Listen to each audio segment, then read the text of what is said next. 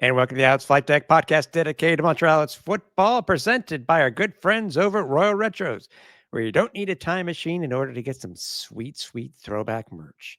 Head over to royalretros.com, use the code Flightdeck at checkout, and you will save 10% off your entire order.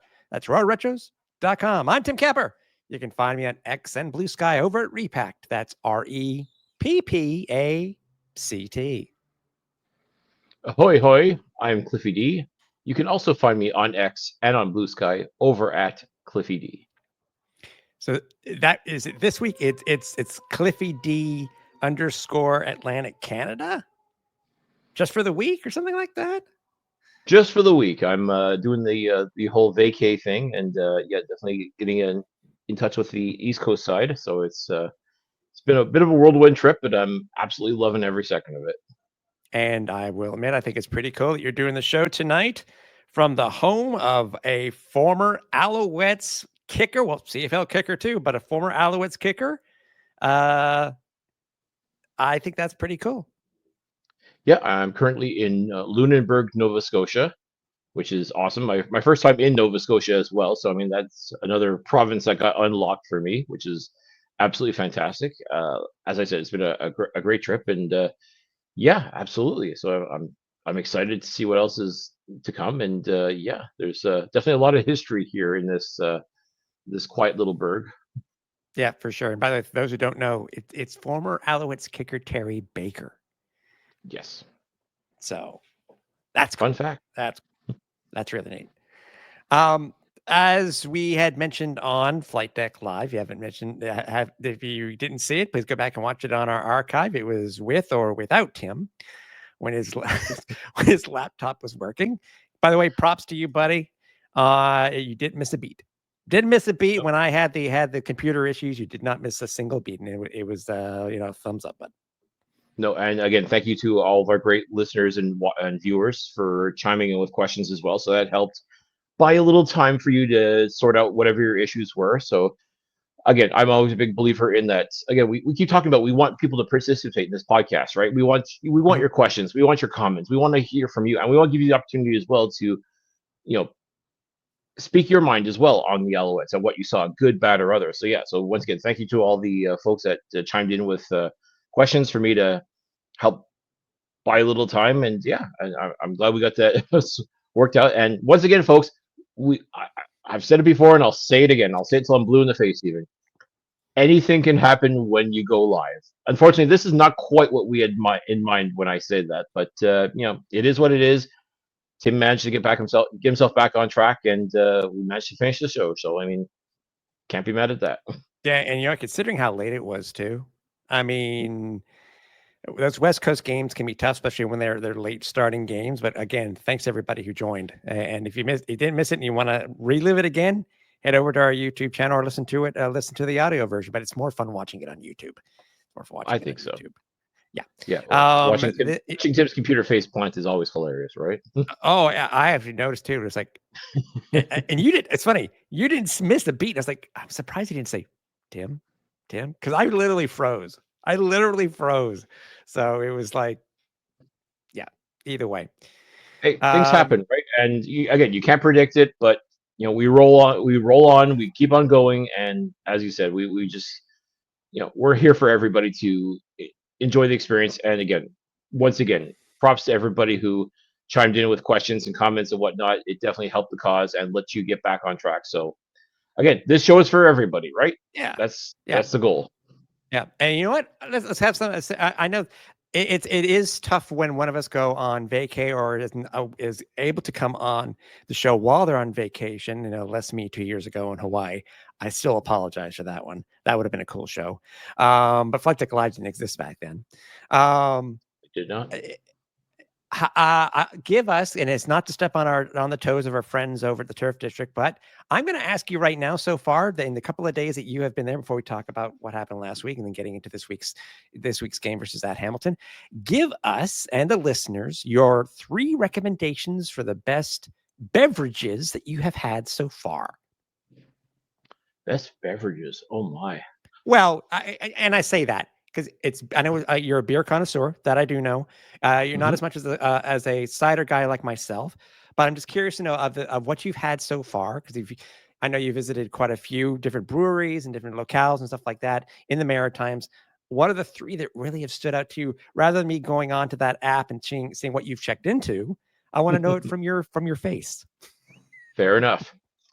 Well, I would be remiss if I didn't start with Moosehead Breweries, which to me is my all-time favorite beer. I absolutely love it. It's been a dream of mine to go see the brewery for years now. I mean, basically my whole adult life, I've been drinking Moosehead and absolutely love it. So like the chance to finally go and see take a tour of the brewery and get to sample things right from the source was like I don't have too many things on the old bucket list, but that was definitely one of them, and I was able to check it off, and I'm very happy about that. So they actually have not just Moosehead itself, but they also have different variations of their fine brew as well, and we got to try a few different ones. They have a stout. The name escapes me at this moment, but my goodness, it is absolutely phenomenal. And I got to try it at cask strength, which for those of you who are not beer connoisseurs, every month they tap a keg of something that's something that they produce themselves, but to have it at cask strength is almost like a if you know you know kind of thing. Like your average beer connoisseur is probably not going to appreciate it at the same level, but for those that truly appreciate a good quality beer, this is the way to do it. And we got just by happenstance, we happened to ask for it, and well, they mentioned it was there because I just couldn't help notice like they're going to be tapping a keg again on June 27th. I'm like, oh, what are you guys going to be tapping? So they told us, and like, well, what do you have over there now? I'm like, oh, well, we've got this stout beer. I'm like, can we try it? Of course you can try it. So they poured us a little taste, and oh my, this was absolutely phenomenal. Again, I'm sorry the name escapes me at this moment, but I mean, it's on their website. I'm sure you'd be able to find it if so desired. But my goodness, it was nothing short of incredible. I mean, the entire experience at Moosehead is nothing short of incredible. If you get a chance to get to St. John, New Brunswick, you'd be doing yourself a disservice not to go and check it out. Like, take the tour, or at least go to the tap room, try the beers that are there. Absolutely phenomenal. Just start to finish, it was such a wonderful experience. I'm so happy I had the opportunity to do that, and I highly recommend everybody does that as well. As far as other beers that I've tried that were pretty good, there was another stout that I enjoyed. I was at the Hop Yard in Charlottetown, PEI. There's a brewery, I believe it's called Lone Cask, and they produce what's called Ken Stout. Ken is the brewmaster for this company, and in recognition of his hard work and dedication to the brewery itself, there's a stout beer named after him, and the stout is nothing short of phenomenal. I feel like I'm on a bit of a stout kick right now, but I promise I tried all sorts of different beers. But yeah, Ken Stout was absolutely incredible. Definitely a recommend if you're in the PEI area. And aside from that, oh, actually, I do have this absolutely lovely gin. I know it's not beer, but I actually have this very lovely gin that was produced in New Brunswick. Actually enjoying that a little bit right now with a little tonic water, and it is a nice citrusy, fruity blend that I have to say is just going down so smooth. I mean, it doesn't even taste like alcohol, if you can believe that. So I mean, definitely recommend if you make yourself way into the New Brunswick area, I highly recommend you give that a try. Aside from that, I know there's still more places that we're gonna go and try different things and just get that whole East Coast experience, the whole maritime experience. But I mean, to date so far, there's been more hits and misses. There have been some really outstanding things. A couple of misses here and there, but nothing that's truly outstanding. But I have to say, like as far as a vacation goes, like if you're going to have a few adult beverages, do it in style, and that's exactly what we've been doing, and it has just been nothing short of outstanding. Yeah, beer snob. A little bit, a little bit. That's the name of tonight's show. The I'm glad you're having fun. I'm glad you're having fun. I saw one photo which I love, and I don't know if they do this type of if they've done this type of thing at least in the Montreal area or in Quebec. And it's the second time that I've seen that where they basically have a bunch of taps along the wall. And I saw that picture that you had, and it's along the wall and has all the different names written in chalk of what it is and where it's from. I love that type of experience. I remember going to a place like that in Halifax years ago, and that's such a cool place because you get from there, you get to choose many a different type. You really can, and I Okay. think it's just again, it's so unique, and again, I don't think it's something that I've seen, at least maybe you have, but it's not something that I've seen here in Quebec.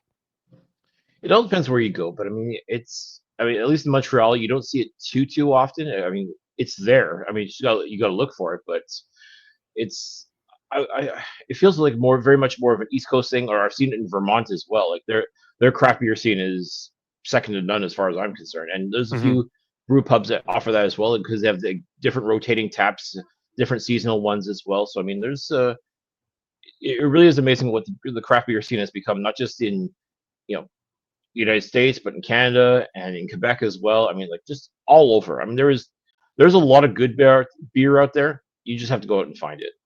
Yeah, and I will admit, thanks to the mayor, like for you, learning some new, some new tastes and stuff like that. I can thank the Maritimes for getting me on my, yeah, my love for cider because I guess as you and I were talking pre-show, they got some great ciders up in the Maritimes and stuff like that. So and it's, I've just got to be able to find them and just try them. So Absolutely, the cider game here is pretty strong. There's definitely no shortage of different companies and breweries, or I guess would it be a distillery, I guess, or a cidery?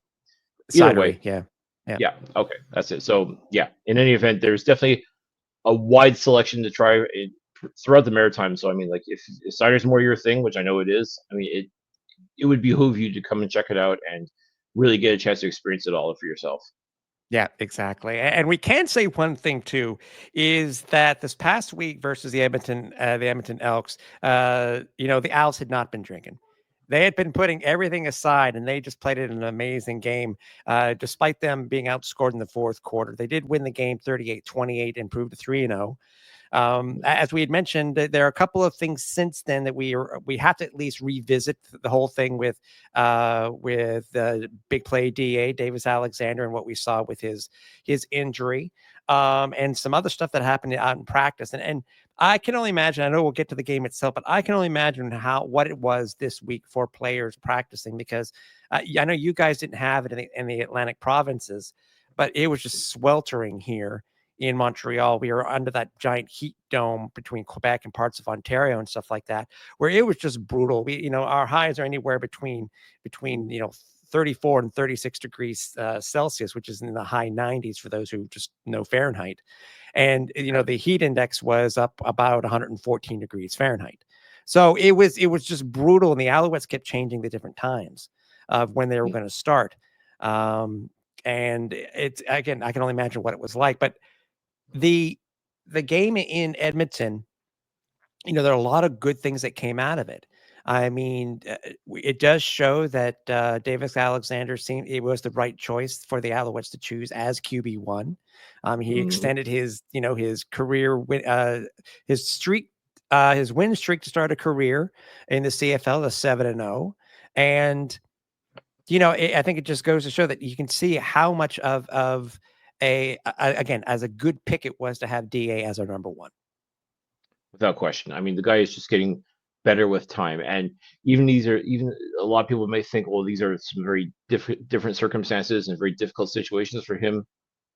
He's not hearing it. He won't have any of it. I mean, he's just shown up, played the game that we know he can play, and he has just been absolutely, positively outstanding. And such a treat to watch this guy play football. My word. I mean, it's just like there's no other way to describe it. And it's funny because throughout the TSN broadcast, everybody on the panel was talking about this Alouettes defense, as they should. I mean, this is we've talked about it on numerous occasions.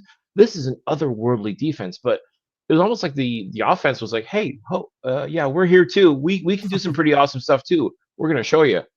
And sure enough, Davis Alexander just basically got his guys together and said, "Hey, listen, we're going to put some points on the board. We're going to make some exciting plays happen. We're going to show everybody that this offense is just as good as what this defense is." And my God, he did it.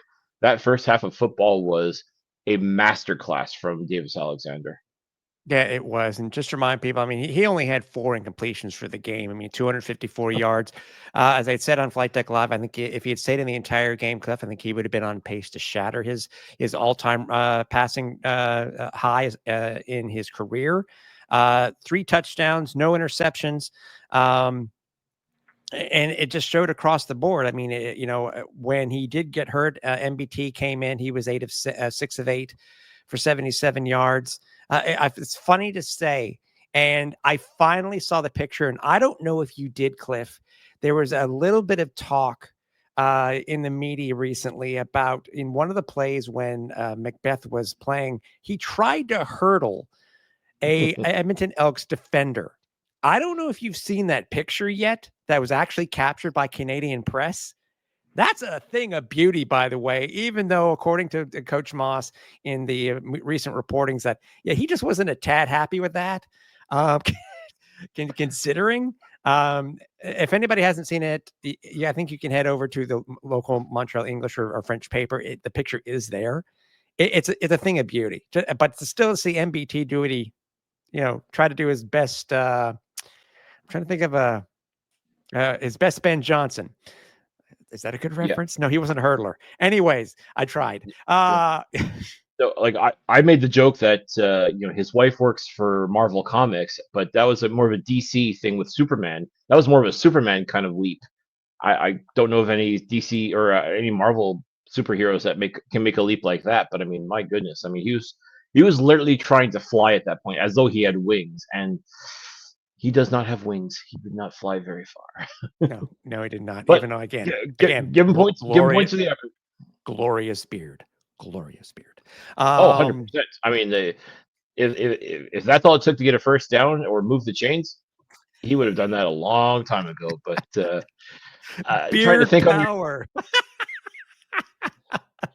Listen, it's only beard if it doesn't work, right? There you go. There you go. Uh-huh. As I said,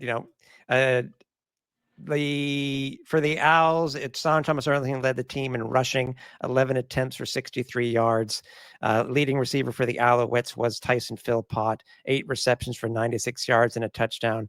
David Dallaire also had the other touchdown. By the way, the touchdown itself, it did seem that DA and Tyson have finally gotten it together when it comes to being able to get those corner end zone touchdowns, a thing of beauty in the game itself.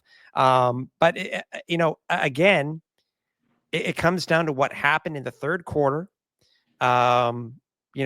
Davis shovels the pass off to Tyler. I think it was to Tyler. Was it Tyler Sneed? Or was it Cold Speaker? It was Cold Speaker. I think it was Cold Speaker this time around. Either way, and he pulls up. And as we talked about in Flight Deck Live, it's something that even Davis mentioned in the press this week and post game, that it's something that he's been dealing with, and it's something that you and I have talked about. Not really much because we've hinted at it, we mentioned it, but it does go back to training camp, and it.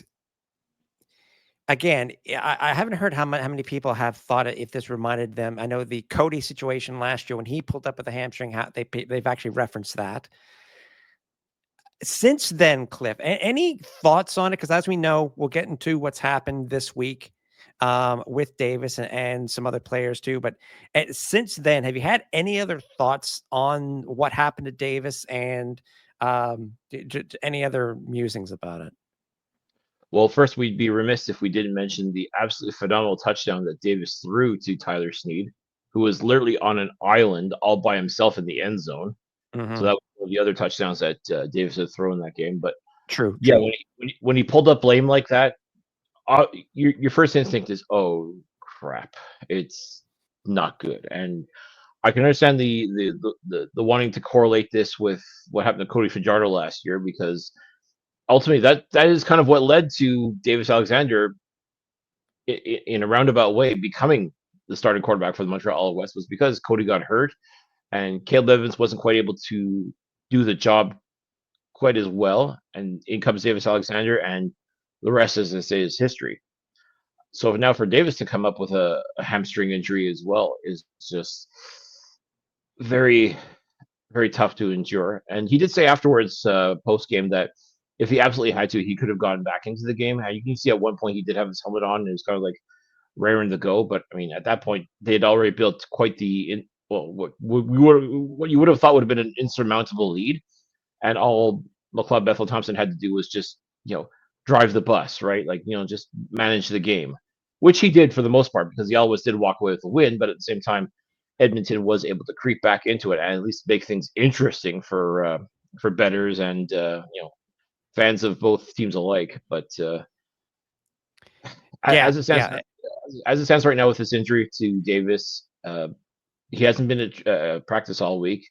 It's a little concerning. It seems like Jason Moss though is kind of down. I don't want to say downplaying it necessarily, but it's not stressing him to the point where like, well, we're screwed if we don't have Davis Alexander playing. That's not even the case at all. I mean, MBT is able to come in and spell someone like Davis Alexander for a little bit, and basically run the offense as best he can. And if not, you also have Cable Evans who can do it as well. We've seen what he's been able to do in training camp thus far, and to the point where we think even he should get an opportunity to maybe run this team if need be. But I guess a lot will depend on.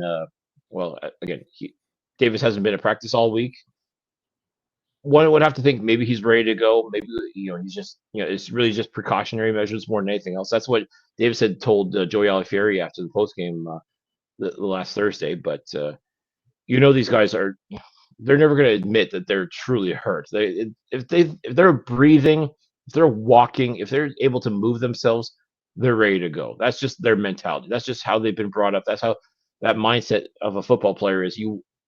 You go until literally the wheels fall off, right? So, And it's funny, we've actually talked to players before in the past when they've had an injury and they've downplayed it, and then we find out later how bad it actually is. But I'm not saying that's the Jay case. Green, for example, when he tore his ACL, Yes, that's yeah, that to me is a perfect example of that because he's like, I'm fine, don't worry about it, I'll be okay. I'm like, dude, guess what? He was not fine, ladies and gentlemen. He tore every ligament. He was out for the year.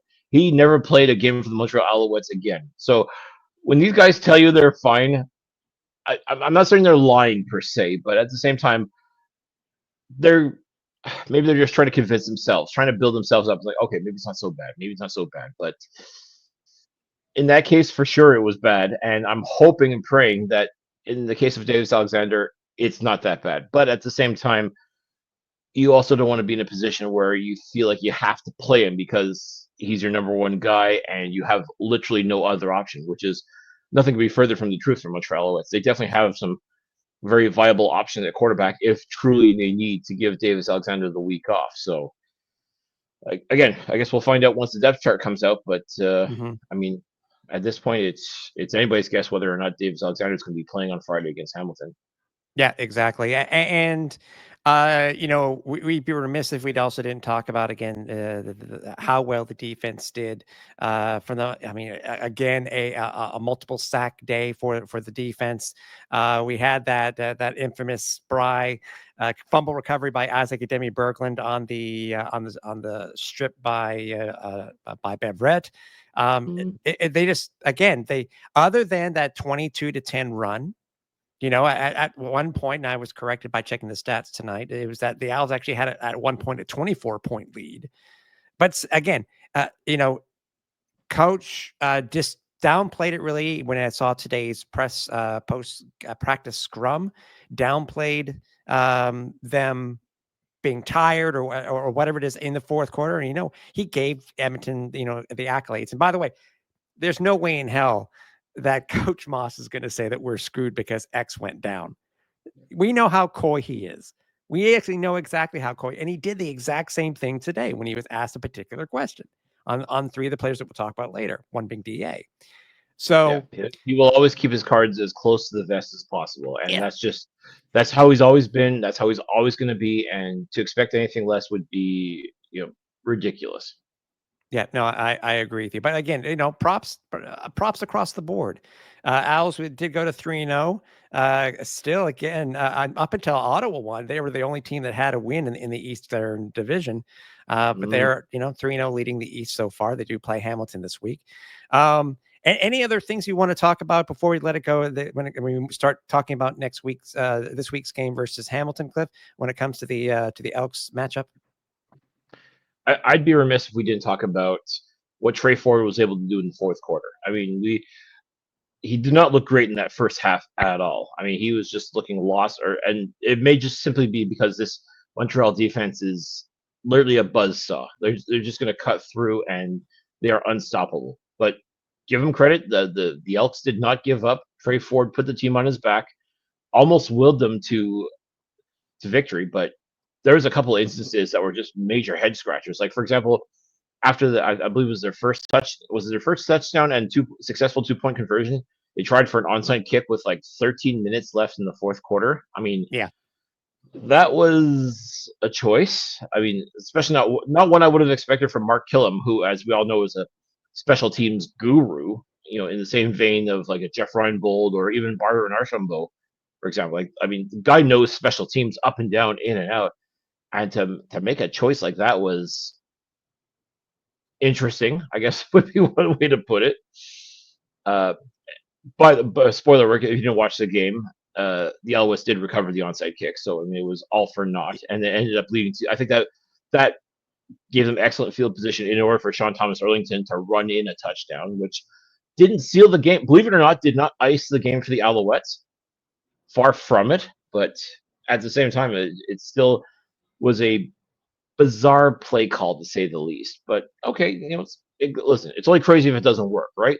And I guess in this instance, it did not. But again, give the Elks credit; they did not go away quietly into the night.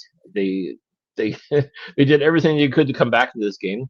We even got to see former Alouette Keon Julian Grant score a tutty against this Alouettes defense, which is no small feat in and of itself.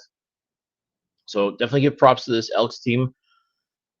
I know it's tough, especially for Edmonton fans, because they only had, I think, like 14,000 announced at the game, which is brutal for a home opener. But they were coming off the Edmonton Oilers were coming off that Stanley Cup loss. I'm sure a lot of Edmonton fans were just like, I'm so over sports right now, I can't even deal with it.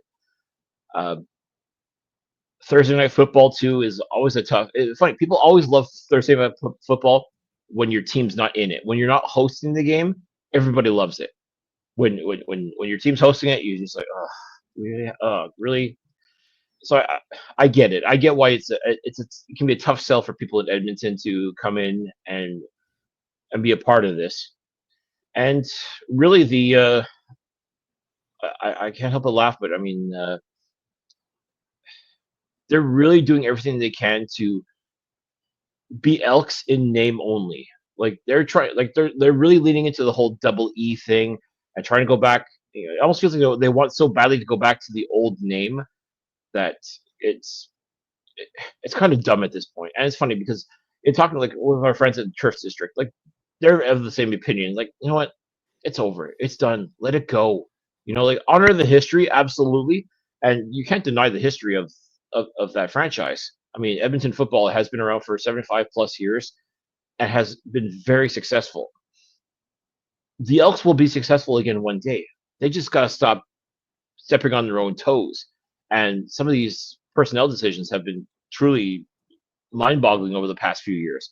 But I think where this team sits right now, they have an excellent opportunity. They just got to get their act together. They got to learn how to win. They got to learn how to gel and become a proper franchise again. Once they do that, I don't give a flying F what you call this team. As long as you put wins on the board, that's what's going to put butts in the seats in Edmonton. And the faster that fans realize that, the better their life will be. Yeah, I agree. And yeah, it was just weird to see.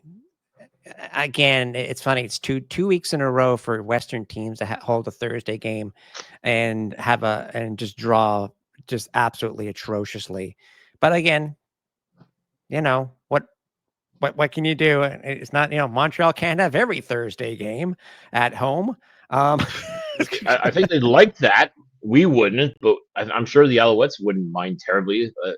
And I'm sure some fans would be thrilled. In fact, I know for a fact a lot of fans would be thrilled because then that frees you up to go to the cottage. That frees you up to, go to any of the festivals in the city or whatnot. But no. I mean, I think everybody needs to take their turn at playing the Thursday night game, and they have been so far. It's just that it's just more noticeable when Saskatchewan, for example, is not sold out. You just don't expect that. Edmonton was such a big stadium. The fact that you can't get that even a quarter filled is troubling. I get that, but I mean, it's just. But by the same token, Winnipeg has no problem selling out Thursday games. In fact, they're going to be Yeah. playing this Thursday, and a little over 30,000 seats have been sold. So I mean, it kind of throws cold water on that argument that people aren't interested in Thursday night football.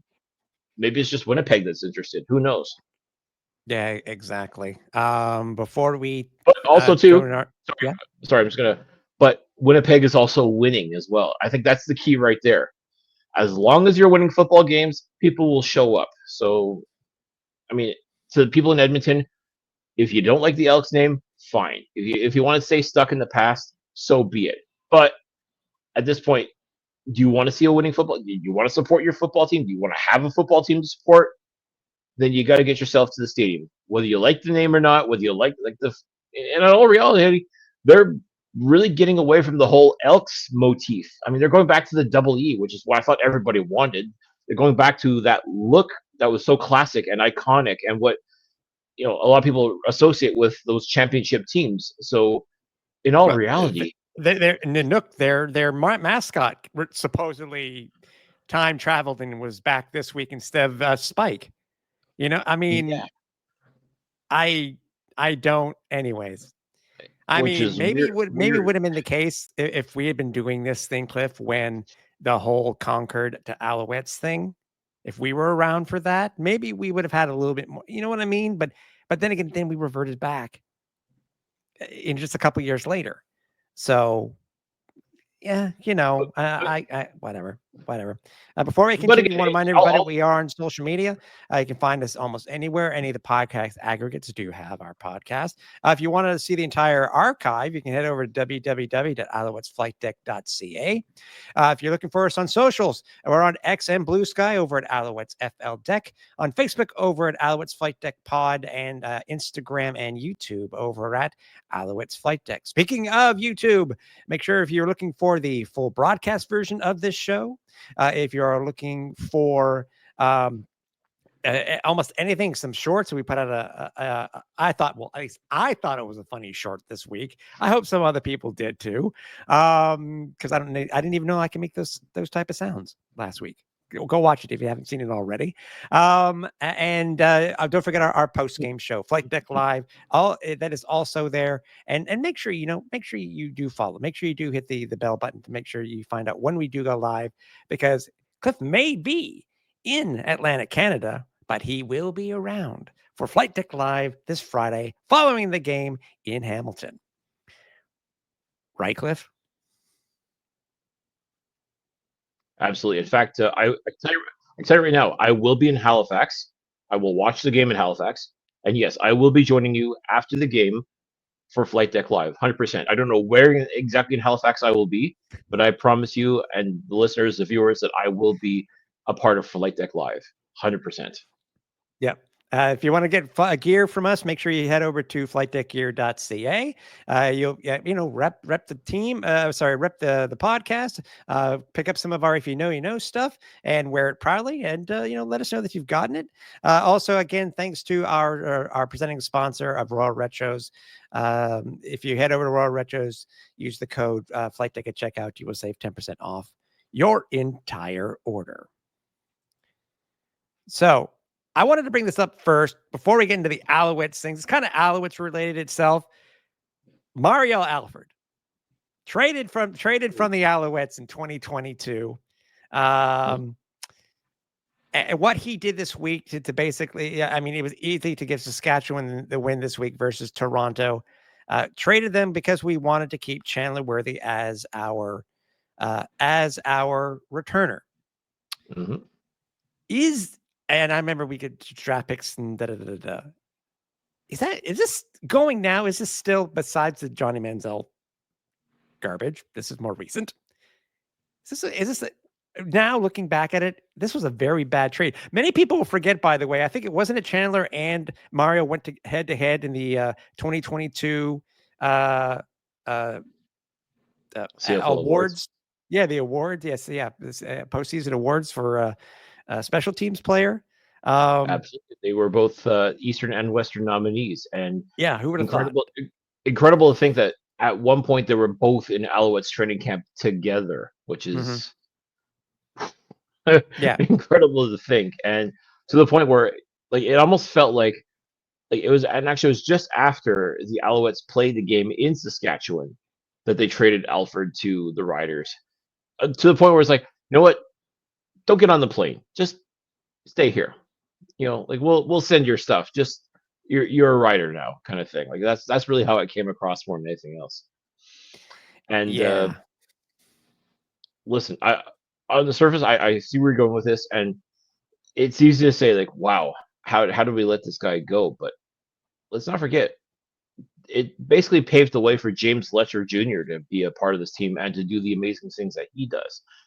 And let's not forget, up until last week, I mean, Alfred's been kind of quiet. In fact, there's even rumblings in Rider training camp that, you know, they may just be letting him go because of another returner that had been showing quite a bit of promise. And it was just more of the fact that we'll keep Alfred on as long as he's healthy, but maybe let him go before his salary becomes guaranteed.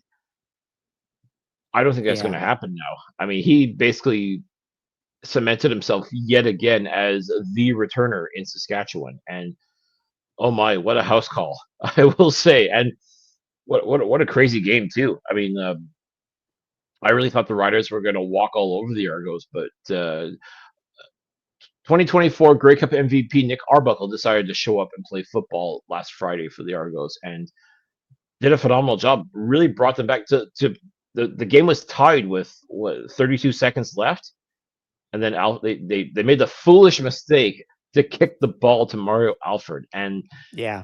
you get what you get. That's the only thing I can say. I mean, don't kick to Mario Alfred. I mean, there are certain guys in this league you simply do not kick to, and Mario Alfred proved that he is still very much the guy that you simply do not kick the ball to because he will burn you, and that's exactly what he did to the Argos. He burnt them like toast. Yeah, and again, we look back at it. I mean, can we call it a bad trade now? But I don't know. But we've had Chandler Worthy and we have James Letcher, and we've seen what James has done since he's been in an Alouette uniform. By the way, speaking of that trade, Cliff, we ended up getting it ended up being a fifth round draft pick in 2023. We ended up getting Jacob Mason.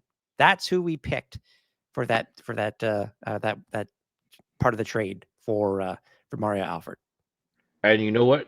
Jacob's been a solid hand at the fullback position. I mean, David Dallaire is still the number one guy without question, but Jacob Mason has not looked out of place whatsoever.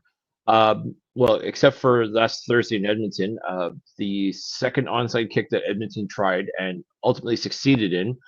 Uh, he tried to play the ball, and he really shouldn't have because it wouldn't have gone 10 yards had it not grazed him. But okay, that's beyond your control. It is what it is. But aside from that, Jacob Mason has definitely been a very solid addition to this Alouettes team. So I mean, I don't feel like we lost the Mario Alfred trade in that sense. Mm-hmm. And again, it definitely did give the opportunity for James Letcher to showcase what he was able to do. And look, he invariably he did help this Alouettes team win the Grey Cup in 2023. So, and has definitely not looked out of place as far as the kick and punt returner goes. So I mean, I think this was a trade that ultimately, in the long run, benefited both teams just for different reasons. So I wouldn't call it a loss per se, or I don't feel like the Alouettes lost that trade, so to speak. Yeah, well, Mari Alfred he's currently still in the CFL record books, but I mean, Mhm. Letcher still has a lot of time in order to do exactly what he's been doing. So, by the way, speaking of that same year, the next pick in that fifth round was a player who just was recently released by the Alouettes, and that was National Shedler Furbius. Yeah, and that's a tough one because we've gotten to know Shedler basically from the day he was drafted. I mean, he came out and was really impressive, and the coaching staff had spoken so highly of him, and it was just simply a matter of waiting for him to get that opportunity to showcase what he can do. And a lot of it was on special teams. You know, you got to see a lot of him in the preseason and sort of in mop up duty. There was a couple of instances where he has a couple of really nice plays, and it's just simply a matter of, okay, he's so close to breaking out. And I thought this year he would have been the immediate backup to Tyson Philpott as far as if you have to replace a national receiver with a national receiver, it's going to be like this is going to be Shed's opportunity to showcase what he can do and show that he can be a part of this offense. And unfortunately, it just didn't materialize quite so well. And with Hakeem Harris also in the lineup as well, another national player, big body receiver that can definitely do some great things as well once given the opportunity. Just unfortunately felt like Shed was kind of the odd man out, and unfortunately was released this past week, and disappointing. But I mean, he definitely did. He at least can say he was a member of a Grey Cup winning organization. I still remember, and I will always remember this too, seeing him on the field at Hamilton Stadium now it's called, after the Grey Cup, and the joy in his eyes, like, holy cow, I'm a Grey Cup champion kind of thing. Like, and I had to remind, like, this doesn't happen all the time, right? This is going to happen every year, but it's just enjoy the moment. Simply put, like, I mean, this is incredible. The fact that your rookie season, you win a Grey Cup, that's amazing, and that's something that they'll never take away from him. His name in the record books. He is a Grey Cup champion. End of story. Whatever happens with his career, and again, I can think of at least 8 other teams that would be foolish not to at least take a flyer on him and put him at least at the very least on the practice roster. I hope there's some way that the Alouettes can bring him back in some way, shape, or form, but you just never know in the Canadian Football League what could happen. But I mean, I still think he's an extremely talented receiver. I still think he's got a lot to offer any football team. And I guess at this point, all we can do is just wish him well and hope for the best for him. We're still going to pull for him. We still believe in him. We still definitely think he could be a player in this league without question. It's just, for whatever reason, the Alouettes, it could just simply be like those final training camp cuts. Sometimes the numbers game just gets ahead of you, and that's all there is to it. What is interesting too is with Shedler being released, it leaves one less Canadian on the active roster. Now, obviously, as we know, that the depth charts haven't come out yet, so nothing's been updated as of yet when it comes to the Owls official roster on the webpage and stuff like that. I'm curious to know which route this is going to go. Because are we bringing back somebody that's on the somebody activating somebody that's on the practice roster or national? Are we bringing somebody who's on the suspended list? Because we have 2 nationals currently on the suspended list. Makes me wonder, again, we won't find out until about noonish or so on Thursday, give or take. But I'm curious to see where that spot goes. And it'll be interesting to see. It really will. I said we're down one national. We'll see. Makes me wonder if maybe this is the opportunity for Joshua Archibald to make his Alouettes debut finally. He started the season on the 1-game injured list and has been on it ever since. Won't be this week. You don't think so? No, I know so. According to the injury report, practice for practice, it won't be this week. Okay, but again, maybe he's out. Yeah, he's out. Okay, so, but perhaps that will sort of lead to the opportunity of him. Maybe this means that, okay, if it's not this game, then perhaps the next game, which I believe is next Saturday versus the BC Lions, maybe finally especially against his former team, that would be a very fitting way to make your Alouettes debut, I would think, to play your former squad. So could that be the case? Could Joshua Archibald finally get a chance to get it and be a part of this defensive line along with guys like Isaac Adeyemi Berglund, Lawal Uglak, and so on? I guess we'll see. But the only thing that I could think of, Cliff, that maybe would be a 1 week thing is activating national wide receiver Daniel Oladejo. It's possible. Also but again, let's wait till Thursday. Let's and let's see what the depth charts say. Besides that, by the way, just so people know, the Alouettes had also released a American defensive lineman Jalen Harris. It was released the same day that Shedler was. And before we move on, we'd be remiss if we didn't at least mention that the Alouettes And it's hard when you get an announcement like this about a former coach. But the Alouettes did actually lose a member of Alouettes Nation and the organization this past week. Yeah, it's tough. Losing any member of the Alouettes family, so to speak, is going to be tough no matter what. But especially someone who also too just recently won a Grey Cup with this Alouettes team, to lose him so tragically is beyond comprehension, and just makes you wonder what the heck is going on in this world. Like, how, why? I mean, it's tough. For those of you that don't know, former, I think, defensive control coach, I believe he was, sorry, assistant defensive backs coach Yep. Chandler Jones, unfortunately passed away due to a vehicular accident in the Los Angeles area. Only 33 years old, I believe he was. I mean, Yeah, just, yeah, which again, far too young to lose your life. But I mean, just sad. I mean, and it shocked everybody first and foremost. I mean, like the Instagram stories from everybody in the organization, it was just like shock, disbelief, hurt, uh, anger, even. I mean, it's just like, why? Why is someone who is such a good member of this team, someone who is revered and loved and respected by so many of his peers, tragically taken away from us? It's difficult to comprehend. It's hard to wrap your head around. It just flat out sucks. And it'd be one thing if like he had cancer and it just caught up with him or that, but to lose your life in such a unnecessary tragic way is just,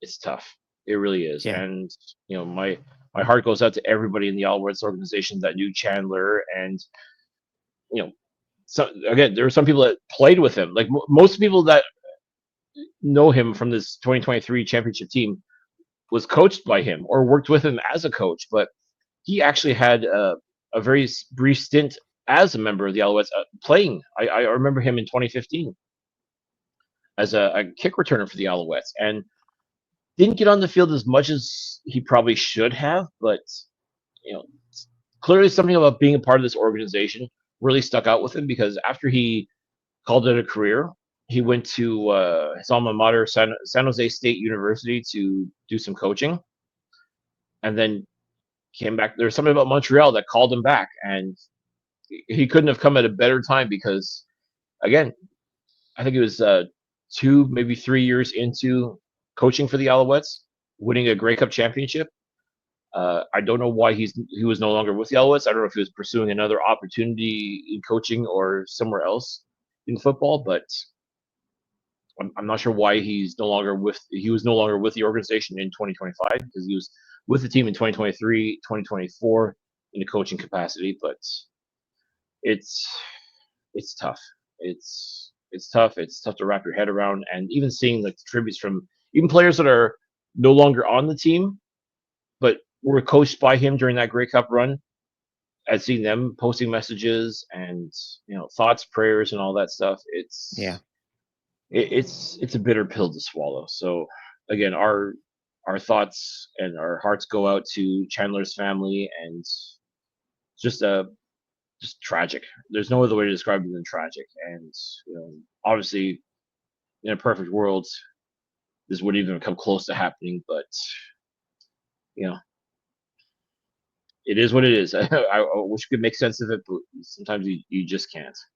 No, I know. I agree with you. And yeah, I said sentiment from both of us here. It is a tragic.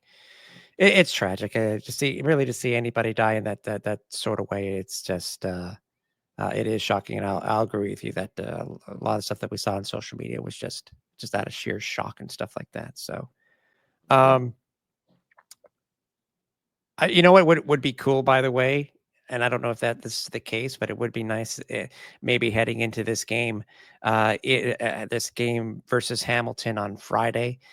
If there was maybe they'll do it, maybe they won't. Maybe they'll put a commemorative patch on the back of the helmet for him. It would be a nice gesture, in my opinion, but we'll have to see once the game comes about, or if the team does make an announcement. But again, we'll see. Yeah, The I'm Owls pretty come sure. into this. Go ahead, Cliff. I was gonna say, I'm pretty sure they'll definitely do a moment of silence at the next home game for sure. Oh yeah, yeah, But yeah, I definitely would like to see. I think it'd be great if they did like a little commemorative patch or sticker or whatnot on the helmets. I mean, just yeah. something, a little something to say that I'm sure if you ask any player too, they'll definitely say that yeah, we're dedicating the rest of the season to the memory of Chandler Jones, and but I would definitely like to see them do some sort of thing. And quite frankly, I'd be surprised if they didn't. Yeah, I agree with you. So as we mentioned at the top of the show, the Owls are coming into this game. Yeah, yes, they're undefeated. Yes, they are currently a 3.5 point favorite. And by the way, considering that the potential changes on the roster for this week, Cliff, I'm actually very surprised that hasn't moved. But the Alouettes come into this game again, as I said, undefeated. They Tiger Cats have not won a single game yet. Um, Bo Levi is looking for his 100th career win as a pro. But again, to me, the the injury report is kind of a surprise. And as we had reported, based off this information on socials earlier today, is that um, Davis Alexander, Sean Thomas Erlington, and Austin Mack are questionable heading into this game on Friday. Austin with a hamstring injury, which came out of nowhere for both of us because there didn't seem to be anything that we'd noticed out of the ordinary in the game itself. Davis, we knew about the hamstring. He hasn't practiced all week. And then STE, a knee issue. And I was like, where did that come from? Um, Yeah, because he give me looked your perfectly thoughts. fine running into the end zone. Yeah, give me your thoughts on this because the one positive I can say about this, despite even if STE does not play this week, is that Travis Tice actually is good to go. So if STE doesn't go, it may be a whole American backfield with Stevie Scott and with Travis Tice. Question is who will get the start. But thoughts on this new wrinkle, being now there's potential that it may be both DA, Austin Mack, and STE not playing versus Hamilton on Friday.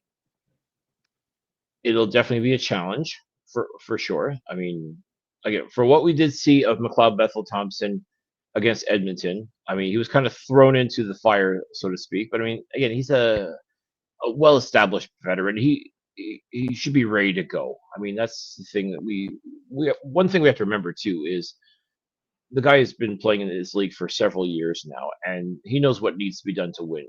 I mean, he did lead the Toronto Argos to a Grey Cup in 2022, so I mean, he knows how to get things done. If this is the case, if Davis Alexander can't play, then so be it. Let McLeod Bethel Thompson come in. I have no doubt in my mind he can definitely run this offense. He won't run it the same way Davis Alexander does, for example, but he can still throw the ball downfield. He can still hand the rock off to whether it's Stevie Scott or Travis Tice and make plays happen. As much as we want to see Davis Alexander come in and do amazing things and continue his ridiculously hot streak of being undefeated as a starter in the Canadian Football League, it might just serve us well to be patient with him. It's a long season, folks. Let's not forget that. The reason you brought in a McLeod Bethel Thompson is he's not going to lose you football games. He may not win them per se, but I think with his skill set, with the amount of weapons that are in the arsenal for the Alouettes offense, and this Alouettes defense backing him up too when they take the field, there's no reason why I don't think that the Alouettes could beat the Hamilton Tiger Cats. I mean, Bo Levi is obviously going to be itching to get that 100th win. He's got Kenny Lawler now to throw the ball to. He's got definitely some talented receivers there as well. But I mean, I think truthfully, this Alouettes defense, they just don't like him. They don't like Bo Levi Mitchell, and I think they're going to try and make him pay and make him work for everything that he has on Friday. So, is it going to be it's not going to be a cakewalk by any stretch of the imagination, No, but I still think the way this Alouettes team sits right now, and you know what? And if for whatever reason McLeod Bethel Thompson can't get the job done, guess what? Caleb Evans all of a sudden looked absolutely phenomenal during the preseason. He's had a great camp. Maybe this is his opportunity to shine as well, to remind everybody that, hey, I'm technically still undefeated as a starter for the Montreal Alouettes. I could get in there and get the job done as well. I mean, to me, that would be a great redemption story as well. If for whatever reason MPD can't get the job done, you got Caleb Evans. He can come in there and do the job as well. So I mean, there's no immediate need to have Davis Alexander playing, and if he's not 100% to go, then don't force it. I mean, Yeah. if he's able to go, and we've seen that in the past too, where Davis Alexander barely practiced. He went to Saskatchewan and played arguably the game of his life at that point. But that may have just been an outlier. Like maybe this isn't the recipe for success and something that you want to constantly do day in and day out. It and again, if I know the Alouettes want to keep their undefeated streak going. Absolutely, I'm all for that. But the reason you bring in an MBT is for instances like this, where God forbid Davis Alexander gets hurt. He's not going to steal his job. MBT is, but you have to see if this is the guy that can truly be that backup, truly be that insurance policy, even if you will, for the Montreal Alouettes. And if not, then at that point you got to decide what you want to do. Do you want to stick with MBT, or do you give Caleb Evans a chance to redeem himself as well? So it's going to make for a very interesting matchup on Friday for sure. Yeah, I agree. And two, it's Davis doesn't start. He can try to extend his streak, and next week at home, the Owls will be returning back home for the first time in 3 weeks, 4 weeks. Really, it's really 4 weeks. So I Really, mean, again, it'll be interesting because as we've seen over the last couple of weeks, this team has done a very good job. The organization has done a very good job when it comes to being able to balance when it comes to the ratio on the roster. And now with the prospect of having 2 Americans start behind center at running back, I can only imagine the slight modifications that are going to be made going forward. And that's why I'm really interested to see if STE does not start. I'm curious to see how this works because Bev has not been the starter on defense for the last 3 games. Sorry, the last 2 games. 3 games because of how he's been designated. I'm curious to see what type of things that they make. I think was it a question in the Owls game? Was it either last week or the week prior talking about the potential issues with the roster and snaps that a Canadian actually took? I remember them being something about that. I have to go back and double check, but that type of thing really makes me think that again, they're able to juggle the roster quite as well and to have the best guys out there and play for this team. So, and you just look at the past couple weeks, Cliff. I mean, for one, he misses his first kick of the year. Jose Maltos has now made 11 straight. He's now made 11 straight. Yep. So you can't fault him for that. He's up there, even though I know that the league stats are saying that, guys have made, I think Sean White's made 16 straight to back to last year. And Mark Leggio has made 22 straight, but still, Jose, the arm, Maltos has done a really good job. And again, you look at second down conversion. If MBT is able to basically do what they did last week, they had their first 2 and out was with 4.5 minutes left in the fourth quarter. I mean, they're at a clip right now, Cliff, on second down. They converted 57.4% of their second downs. If they can continue that, and then the defense, they're a +7 so far on defense. And I think that's going to be the X factor right there, is just how this defense is going to roll. And let's not forget, for the first time in 2025, this Alouettes defense did not notch a touchdown. I'm sure they're going to want to correct that against Hamilton. And again, this is going to be a simply matter of trying to disrupt Bo Levi Mitchell, trying to disrupt his receivers, and just make plays happen. And I think if this defense can do that, that's going to pay massive dividends, especially for McLeod Bethel Thompson. Like it's not going to put that sort of undue pressure on him that he's got to throw for 300 yards and 3 touchdowns. It's like Davis Alexander did the week previous.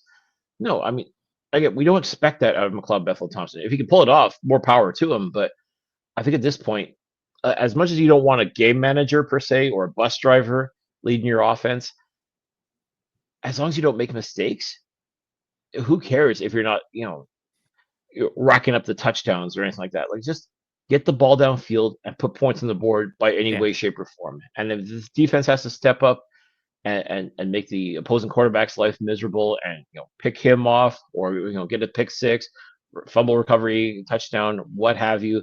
If this defense can score some points and help out the offense a little bit more as well, I don't see any negatives to that. I mean, it's simply a matter of the Alouettes still have to, as we keep talking about day in and day out, they have to set the tempo early and often. And if they're able to do that, especially against Hamilton, who is jonesing for a win. They need to win in the worst way, and it, if not, it's not going to look pretty in Hamilton. I think already there's a little bit of pressure for Scott Milanovic to show that, hey, I can put together a winning team. I can get this team back to the Grey Cup for the first time in a long time and win the Grey Cup for the first time in a very Yeah. long Yeah. I time. was about to So, say. oh yeah, they've been in the Grey Cup. They just haven't been able to get the job done. But Yeah. there's definitely pressure for Hamilton to show up and show out, especially in front of their hometown fans as well. But I think people are expecting Montreal to still be that uh,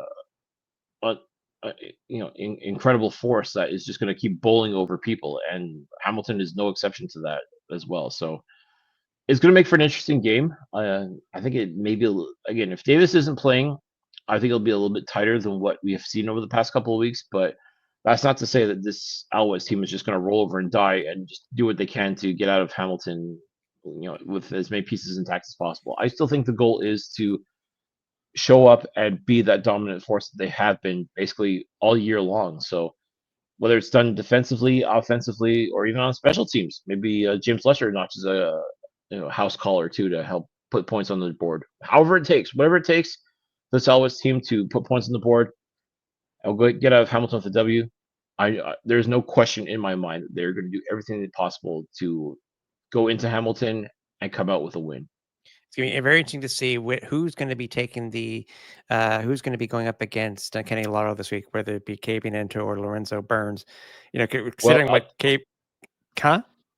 I was going to say that I'm glad you mentioned Lorenzo Burns because he was actually nominated by Pro Football Focus as the top DB in Week 3, which again, Davis Alexander too, top quarterback, Mm-hmm. even though he didn't finish the game, was basically the offensive player of the week for the Canadian Football League. The Lorenzo Burns, who again, we had our doubts about him, but he has definitely done everything he can to silence those doubts. And I almost hope he pairs up against Kelly Law because I think he likes the challenge now. Because look what he did against Geno Lewis. Look what he's done Yeah. against some of Edmonton's top receivers.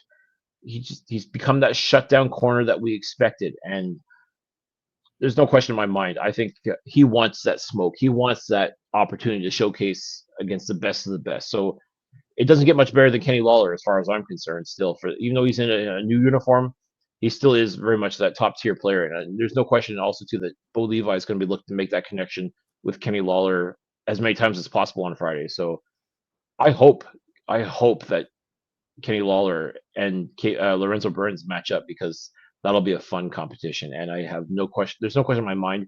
I think Lorenzo Burns will not only go toe to toe with him, but he'll be able to even show him up a little bit. This just goes to show how good he actually showed up in the game notes this week. Lorenzo Burns actually, Cliff, has taken over the team lead in 19 defensive plays, including 15 total tackles, a forced fumble, an interception, and two pass knockdowns. Isaac Demi Burke was also mentioned too. He has 3 sacks in one of it and recorded one in each of his last 3 games, and he obviously leads the team with 2 fumble recoveries. One other stat I wanted here, the uncrowned most outstanding Canadian, folks. Yeah. Well, other thing I wanted to mention too, and we're hoping that this continues. The Alouettes, Cliff, lead the CFL in net offense. It's a net offense on offense. That's how it's written, by the way, at 406.3 yards per game. And Cliff, they also lead the league on defense, allowing just a 307.7 yards a game. So they're leading the league in both offense and defensive yards gained and allowed. There you go. Again, I don't care who the quarterback's going to be on Friday for the Montreal Alouettes. This defense doesn't care either. They're going to show up and do what they do best, without question in my mind. It's to the point where you almost feel sorry for a Bo Levi Mitchell. Well, maybe not, but but Exactly. all this to say that this Alouettes team, whatever stats you want to put in front of them, they don't care. They're just gonna go out and do what they do best, which is play hard nosed, gritty, smash mouth football. And I tell you what, Alouettes fans have to be loving every second of this. I mean, just to watch this team defensively dominate everybody the way that they do, put up the stats that you were just talking about, is so exciting, and it's not going to stop anytime soon. Even if someone goes down to injury, there are plenty more just waiting for their opportunity to showcase what they can do, and that's what I'm excited about. It's just as the season progresses, just watching what this defense is capable of doing, regardless of who the opponent is, and just being simply dominant week in and week out. Is like that's what gets me excited. That's what I'm looking forward to more than anything else on Friday. Is just seeing what this defense can do this week against the opponent of their choosing. Yep. Friday night football from Hamilton at Hamilton Stadium. It's so weird saying Hamilton Stadium. It really is. A little bit, yeah. I mean, like I have to laugh. Like looking back at some of our Grey Cup photos on the field at what was then known as Tim Horton Stadium. Like you see the livery and everything of that, Yeah. and then now it's just Hamilton Stadium. Like they haven't found a sponsor yet, or maybe they've got a sponsor, but just they're not announcing it. I don't know, but yeah, it's just kind of. It's like I'm not big on corporate names for stadiums and things like that. Like I love the fact that Percival Molson Stadium is not named for Molson beer. Just to let you folks know, there truly was a human being named Percival Molson, and that's what Yeah. the stadium is named after. But now Hamilton's in that same boat. As it's just Hamilton Stadium. Like okay, I mean I don't know why I didn't want to continue with Tim Hortons, but so be it. Or go back to Ivor Wynn. Even in the short term, go back to Ivor Wynn. I don't see why not, even though it's not technically the same stadium anymore. They basically just tore down that stadium, And shifted yet it. kind of shifted it and built it up, and they put another name on it. But why wouldn't you go back to Ivor Wynn at that point, even though it's not technically the same stadium? Who would really care? Would anyone really be mad in Hamilton if they went and they called it Ivor Wynn again? I don't think Well, so. I would say Mosaic because there's been 2 Mosaic stadiums, but then again, those are bought sponsorships. So Correct. I really can't use that one, but you know. After the game, don't forget to check all of our socials. Make sure you like us over on YouTube for when we're going to go live for Flight Deck Live after the game itself. Yes. 7:30 start for the game itself, give or take around 10:30, 10:45. But again, stay tuned to all of our socials for when we do go live, and we will be talking about the game, win or lose. I will be here at home base in Montreal, and Cliff will still be in Atlantic, Canada. I just think just the main thing is, Bud, despite being in Atlantic, Canada, I appreciate you being able to join us for the show this week, obviously. And I hope you have fun for the rest of the week, Bud. I know I will be speaking to you in the next couple of days, but still, yeah, it's all appreciated. Absolutely. There's nowhere I would rather be than right here with you right now talking football. Even if we're separated by miles upon miles of coastline or whatnot, doesn't matter. As long as I got an internet connection and a microphone, I'm ready to talk. So, folks, if you haven't already, make sure you're subscribed. Make sure you're following. However you consume the podcast, make sure you hit that notification so that when we do go live, win or lose, Friday night, you're here, you're joining us, you're talking Alouettes football with us. We want you to be part of the flight crew. We say this week in and week out. We mean it 100%. You have to be a part of this. I'm going to be somewhere in Halifax, I believe, when the game's finished. Tim and I are going to be live. Make sure you join us. That's right. All right. So again, be safe, have fun, Cliff, and we expect to see you guys on Friday for the post game show on Flight Deck Live. So for the last time this week, for everybody here at the Alouettes Flight Deck, for Cliffy D, I'm Tim Capper. We're on Final Approach.